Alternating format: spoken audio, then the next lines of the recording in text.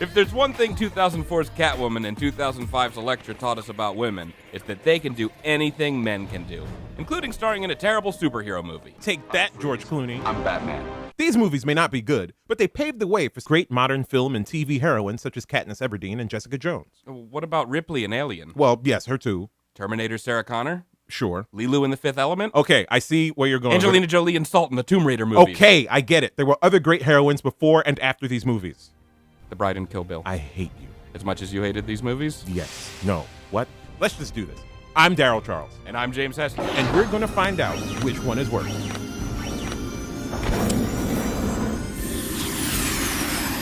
Both movies showcase a couple of anti-heroes. Close enough. Halle Berry plays Catwoman, whose real name in the movie is Patience Phillips. This movie is so bad, even Selena Kyle didn't want to be associated with it. Seriously, she decided she would rather join ISIS than be in this movie. ISIS! Catwoman has super sensitive hearing, amazing vision, unimaginable strength, incredible quickness, and perfect balance. Hey, and she also has an incredible dunk shot. A what?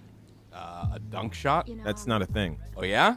I guess there's a few things I need to explain. Like what? You do look? Huh? You dunk shot? No, that's exactly what I was thinking. That's still not a thing. Patience becomes Catwoman, You're not alone, child. He saved others before you. I mean a Catwoman, after drowning because we all know that to become a cat, you must first face a cat's biggest fear. Cucumbers? Actually, it's water, quickly followed by the breath of a strange cat. Elektra gets her powers from the rigorous training of her actual father. And then from Stick, the second mean father figure who abandons her. I want you to go. So her options were to become either a trained assassin or a stripper who's dating the Black Bouncer. Take that, Dad. Elektra Nachios is an excellent assassin whose powers include the mastery of martial arts, blinding speed, and the power of video game continues.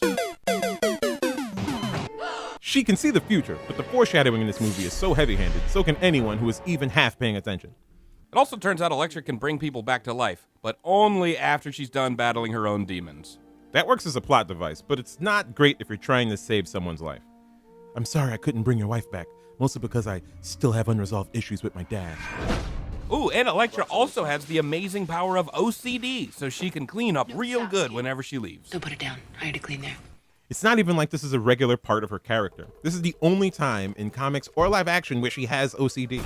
Well, in the end, the bad guy is able to disguise himself by hiding behind messy sheets.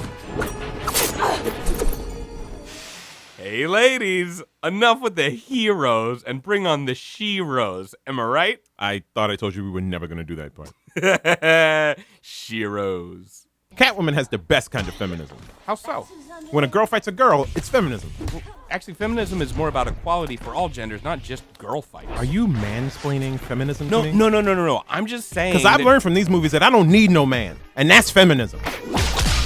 You'd think that a movie about a female superhero would at least pass the Bechdel test. In Catwoman, every time Halle Berry is on camera with Lois from Family Guy, they're just talking about dudes they want to bang. We got a lot of work to do. Okay, first, you gotta shave those legs. And there are really only two guys in the whole movie. Hello? The Merovingian who won't fuck Sharon Stone, and 2004's Lou Diamond Phillips, a handsome cop who understands art and donates his time to children, but still somehow might not be good enough for Patience Phillips. Actually, he's not really that good of a guy. He only asks her out after life-threatening situations.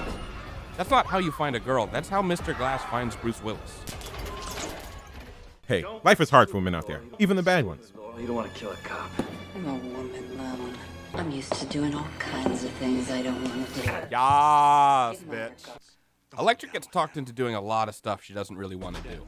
Even though she's a strong, independent, badass assassin, she makes everyone else look like Kilgrave. Jessica. First, her agent convinces her to take a gig she doesn't even want. Let's skip this one. I need a breather. Fine, you know what? Look, you want to take time off, take time off. Call me when you want to work. How much?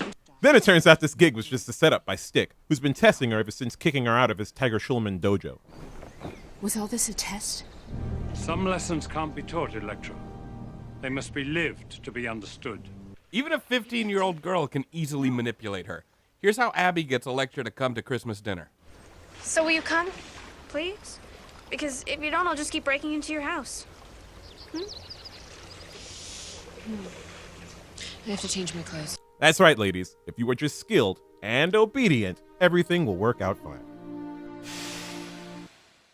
Catwoman won the Golden Raspberry for Worst Picture, Screenplay, Actress, and Director, and was nominated for Worst Supporting Actor, Supporting Actress, and Screen Couple. And in every single category that they lost to members of the Bush administration and Britney Spears, all for their roles in Fahrenheit 9/11. The only atrocity that could beat this film was the Iraq War.